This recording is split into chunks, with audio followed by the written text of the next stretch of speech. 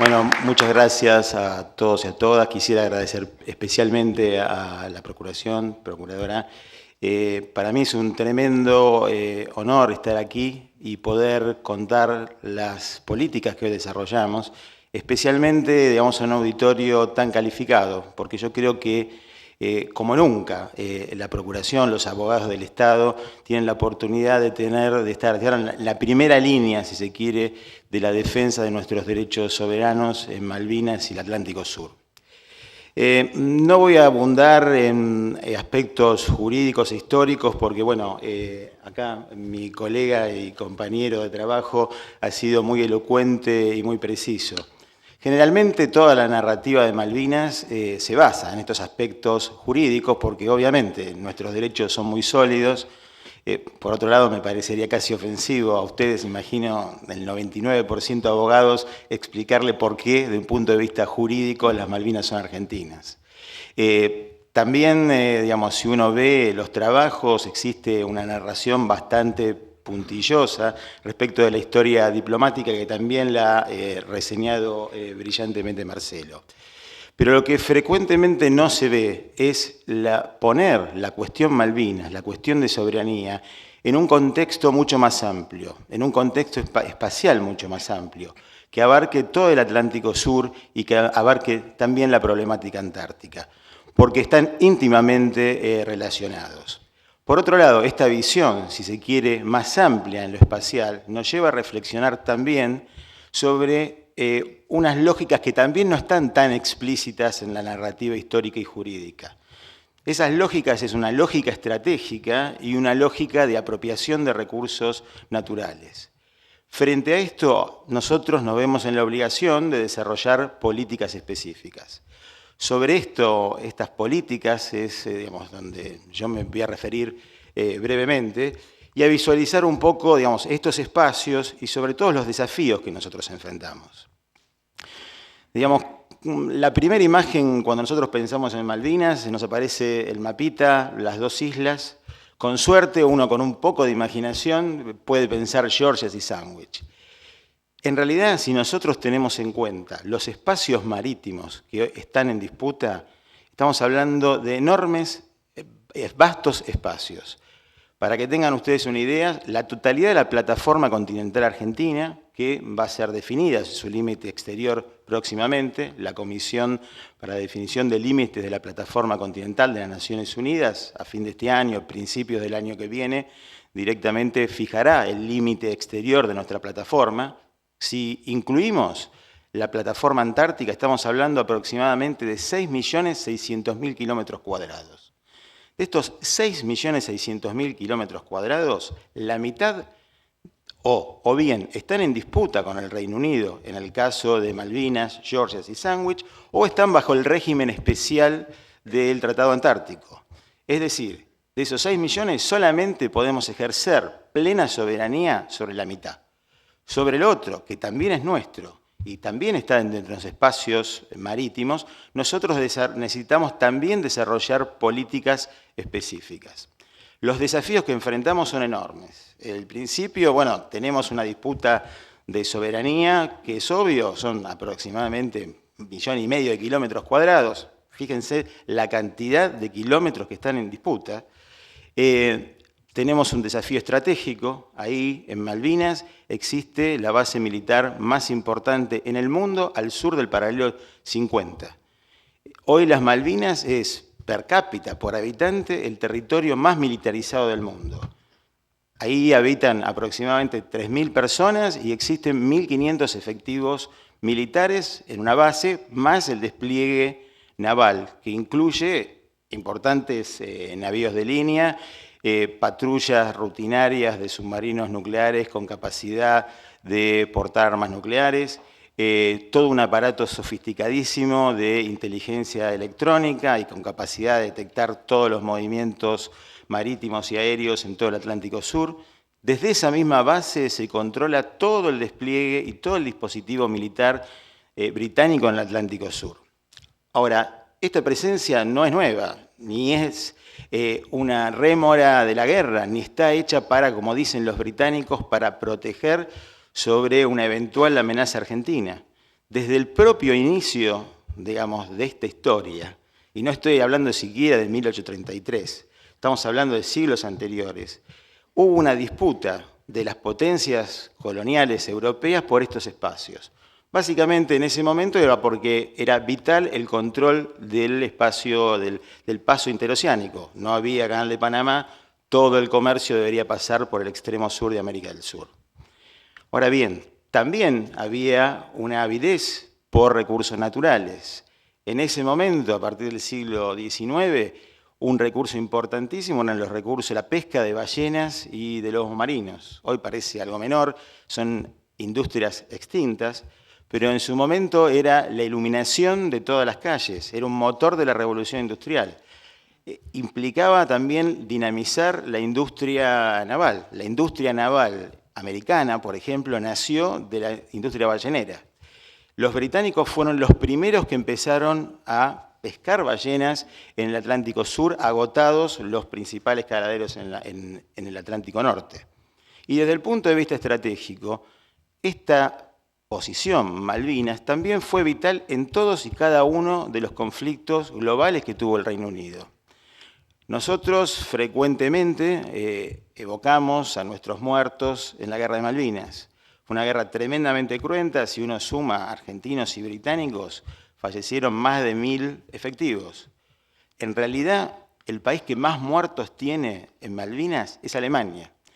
En la Primera Guerra Mundial hubo un conflicto, una batalla naval muy importante, precisamente para tomar un dispositivo naval británico en Malvinas. Ahí fallecieron cerca de, o más de 1000 marinos alemanes. En la Segunda Guerra Mundial también las Malvinas tuvieron un rol destacado. Los británicos la reforzaron pensando que con la caída de Singapur a manos de los japoneses, otro paso interoceánico clave podía caer por un golpe de mano alemán o japonés. Y también desde Malvinas partieron los buques que hundieron al acorazado Graf Spee en la boca del Río de la Plata. O sea, Malvinas siempre está presente en la historia estratégica del Atlántico Sur. Eso es algo que lo tenemos que tener presente. Y como decía Marcelo, también es cierto, si en los 70 los británicos negociaron, era porque también la percepción estratégica que tenían los británicos en los 70 había cambiado. Habían cambiado su propia visión, si se quiere, imperial, estaban, si se quiere, en retirada respecto a sus colonias, y pensaban que las Malvinas podían ser, digamos, un lastre económico, como marcaba bien Marcelo, y también indefendibles desde un punto de vista militar, salvo una confrontación importante como la que tuvimos en el 82. Eso fue un condimento importante en la decisión británica de negociar. En adición a este desafío jurídico y estratégico que nosotros tenemos, también tenemos que pensar en la problemática antártica, que no me voy a extender porque después estará disertando el doctor Memoli, que es un experto en la materia, pero claramente basta con mirar un mapa para ver el rol que tiene la Antártida, sobre todo para el Reino Unido, como llave para acceder a la Antártida. Las operaciones logísticas antárticas británicas tienen su base en Malvinas. Otros desafíos no menores que nosotros tenemos en el Atlántico Sur, que tienen que ver con una visión global de los recursos marinos, es el creciente deterioro de todos los caladeros mundiales. O sea, existen muy pocos caladeros, es decir, áreas de pesca en el mundo que no estén absolutamente deteriorados o directamente colapsados. El Atlántico Sur es una de las pocas excepciones.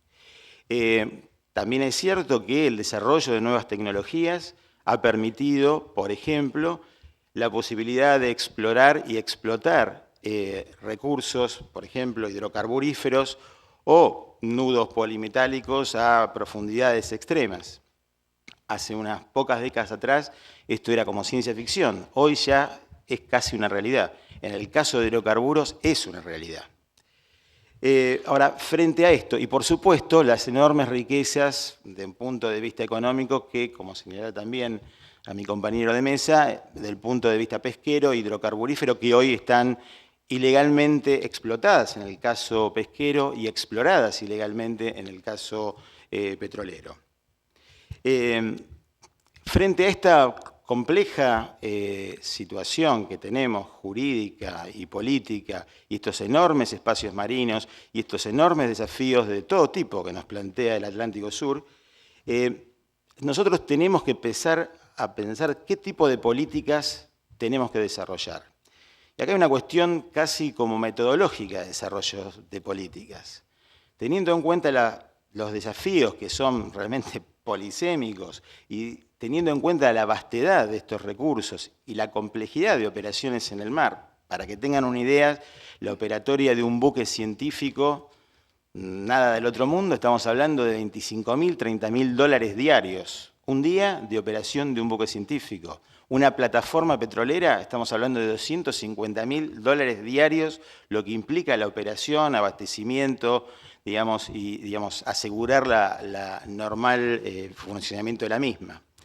O sea, nosotros requerimos políticas absolutamente integradas por parte de todo el Estado Nacional para evitar dilapidación de recursos. O sea, no es que la República Argentina no ha tenido políticas frente al Atlántico Sur, no ha tenido políticas de presencia. Todas nuestras instituciones tienen una larga tradición y han sido pioneras.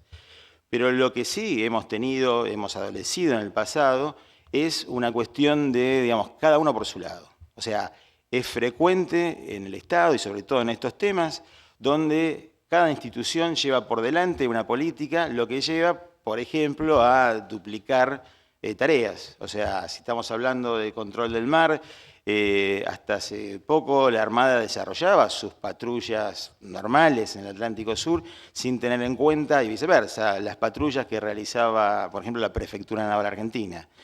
Eso implica, por un lado, ineficiencia, porque hoy es fácil detectar dónde están medios en el mar, o sea, y estamos privándonos de poder tener una mayor cobertura, y después estamos dilapidando recursos escasos, digamos, en términos relativos, y en una actividad que, como dije, es tremendamente cara. Frente a esto, o sea, la única posibilidad, repito, es tratar de articular políticas interministeriales y tratar que la gestión de estas políticas se desarrolle casi, diríamos, en tiempo real. En las áreas donde estamos trabajando hoy, básicamente podríamos definirla en 2 o 3. Por un lado es el fortalecimiento de la presencia de nuestro país en lo que hace al desarrollo de recursos naturales y a la vez a evitar la, digamos, depredación, ya sea que llevan adelante los británicos en los espacios que ellos controlan ilegítimamente o a través del control de nuestros caladeros y recursos.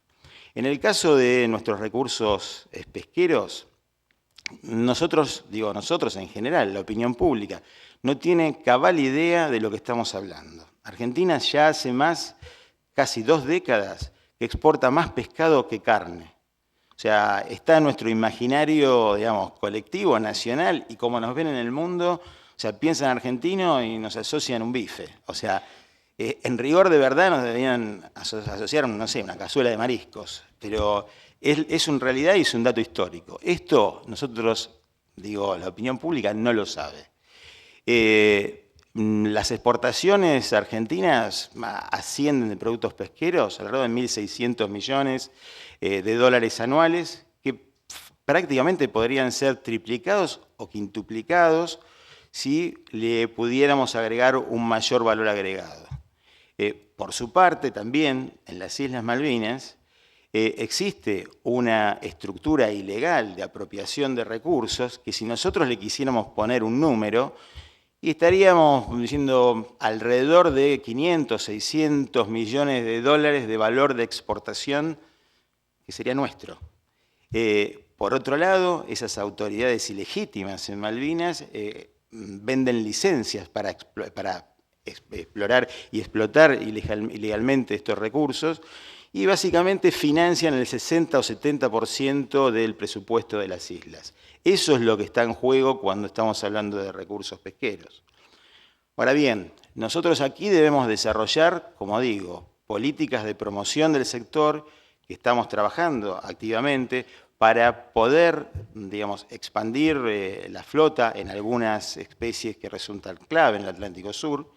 Debemos también fortalecer nuestros mecanismos de control, que debo decir que también son bastante eficaces. O sea, también en la opinión pública existe, digamos, como un mito de los buques que pescan en la milla 201, que invaden nuestros caladeros. Eso no es tan así, el control es bastante eficiente. Cada vez que se detiene un buque, se detiene en la milla 199, lo que quiere decir que estas flotas son muy cuidadosas de las actividades de fiscalización que realiza el Estado argentino. Pero de cualquier manera es necesario avanzar y mucho más. Otro aspecto que es de fundamental importancia, yo he señalado los recursos hidrocarburíferos. En estos días está operando una plataforma, digamos, contratada por un consorcio de empresas británicas y otras, operando en Malvinas, que, digamos, ha generado una serie de reacción por parte de nuestro país. Esta historia no es nueva. Esta historia, como comentaba acá Marcelo, se inicia ya en la década del 70 con el informe Shackleton, en el cual los británicos comienzan a dar cuenta de la existencia de recursos importantes. Los recursos petroleros que existen en Malvinas, existen básicamente tres cuencas. Una Malvinas Norte y después está la cuenca Malvinas y después una cuenca Malvinas Oriental, ambas al sur. Estimaciones que se han hecho, porque en realidad no está absolutamente relevado esto, darían, por ejemplo, una potencialidad alrededor de un 50% mayor de las reservas actualmente existentes en el Mar del Norte. Reservas que se están agotando. O sea, es por eso que también vemos este creciente interés británico. Ahora bien, nuestro país intentó en el pasado buscar algunos medios de lograr cooperativamente lograr un desarrollo de estos yacimientos offshore. En el año 1995 se firmó un entendimiento para el desarrollo de estos yacimientos, pero hubo una diferencia esencial respecto de este instrumento. Mientras que nosotros interpretamos, como dice la letra del acuerdo, que esto se aplicaba a todos los espacios marítimos en disputa relativos en particular a Malvinas, el Reino Unido lo centraba en un área de cooperación especial que se definió en ese momento también para comenzar el desarrollo de esta actividad offshore. Esta diferencia sustantiva llevó a que los británicos unilateralmente comenzaran en la década del 90 un proceso licitatorio, es decir, venta de licencias, que fue oportunamente protestado por nuestro país y llevó en principio a la suspensión de estas conversaciones petroleras y en definitiva en el 2007 a, digamos, que nuestro país lo dejara sin efecto. En ese momento comenzamos también una fuerte ofensiva internacional a efectos de dar a conocer y lograr apoyos para las acciones que nosotros ya en ese entonces comenzábamos a desarrollar. La primera, digamos, si se quiere, la primera oleada fueron lo que llamaban notas de desaliento a las empresas que en ese entonces podían estar involucradas en esta tarea. Actualmente hemos pasado, digamos, a una instancia superior. Esta instancia superior es el inicio de acciones penales que va a desarrollar en momentos el doctor Díez, y estamos trabajando intensamente en eso. Por otro lado, también estamos desarrollando otras políticas de presencia, básicamente en el aspecto científico. Estamos trabajando todo el Estado con el liderazgo del Ministerio de Ciencia y Tecnología en una iniciativa tremendamente importante que se llama Pampa Azul, que es la primera gran estrategia de investigación científica oceánica que estamos llevando adelante. Básicamente implica acción concertada de todas las instituciones y ministerios que tienen que ver con el mar, priorizando áreas de mar determinadas, priorizando líneas de investigación determinadas, de tal manera, como dije, de maximizar los esfuerzos y de buscar básicamente tres objetivos básicos. El primero es tener productos científicos de excelencia que nos permitan a nosotros tener modelos predictivos para poder administrar bien estos recursos que yo antes marcaba. Por otra parte, apoyar la política exterior de nuestro país. La presencia en el mar es importante. El mar amplifica la asimetría de poder. Tener presencia en el mar a nosotros nos sirve, nos permite tener presencia efectiva y fundada en un montón de convenciones que tienen que ver con el mar y sus recursos. permite también esta iniciativa Pan Azul y se plantea una cuestión que tiene que ver con el desarrollo y con el desarrollo de nuevas tecnologías. Implicaría el desarrollo de, por ejemplo, desde drones hasta instrumentos de medición submarina que son cada vez más necesarios para desarrollar estos emprendimientos. Y por otro lado, y quizás es lo más importante desde un punto de vista cultural y político, es la generación de una cultura oceánica, que nuestro país carece. Así como desconocemos que exportamos más pescado que carne, prácticamente la imagen de la mayoría de los argentinos del mar serían, no sé, los cornalitos, el Mar del Plata, en la barra. O sea, no existe una visión, digamos, real de las enormes potencialidades que nosotros tenemos y que necesariamente debemos desarrollar. Debemos desarrollarlo per se y por la disputa de soberanía. En la medida que nosotros seamos más, digamos, una presencia más robusta en esos espacios, más nos fortalece la disputa. O sea, en ese sentido, Pampa Azul también se plantea esto, la generación de una conciencia marina pública. También estamos generando un sistema nacional de áreas marinas protegidas, en particular áreas marinas protegidas oceánicas, que más allá de la obvia implicancia para la conservación marina, también tiene una ventaja importante en términos políticos, que implica focalizar la acción del Estado de distintas reparticiones con presupuestos específicos en determinadas áreas que han sido determinadas estratégicas, ya sea por cuestiones biológicas, su riqueza, de la biodiversidad, su implicancia económica o política estratégica. Estas políticas de presencia resultan absolutamente esenciales para apuntalar nuestro reclamo, que como dije y como decía acá mi compañero de mesa, es sólido y tiene cada vez mayor respaldo internacional. Como una reflexión final, me gustaría también llamar la atención que así como comentaba al principio, que la narrativa de Malvinas siempre queda presa de lo histórico y diplomático, entonces pareciera que es una cuestión de historiadores y diplomática la resolución de esto es mucho más vasto.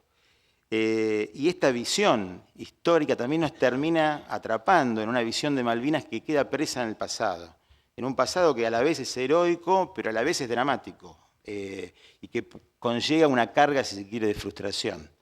Nosotros vemos a Malvinas básicamente como una cuestión de futuro. Lo vemos a Malvinas como la consolidación, si se quiere, de una frontera azul y como un espacio que necesariamente nos convoca a la unidad nacional y a una acción concertada. También Malvinas muchas veces aparece como una especie de fantasma que bloquea el desarrollo de nuestras potencialidades en el Atlántico Sur, como un obstáculo. Pero en realidad yo creo que hay que verlo, más que como un obstáculo, hay que verlo, si se quiere, como una valla deportiva, como un atleta salta una valla para fortalecerse y entrenar. Yo creo que también la disputa de soberanía y estos enormes desafíos es un gran incentivo para desarrollar, como digo, políticas novedosas, creativas, y que aseguren también el desarrollo de nuestras potencialidades económicas, tecnológicas, y afiancen como digo, una vocación oceánica en nuestro país que no se agote, digamos, como tradicionalmente ha sido pensado, en las 200 millas. Una vocación oceánica tiene que ser el océano, o sea, nuestro límite es el Atlántico Sur, por así decirlo, en su conjunto. Así que, bueno, muchas gracias. Bueno.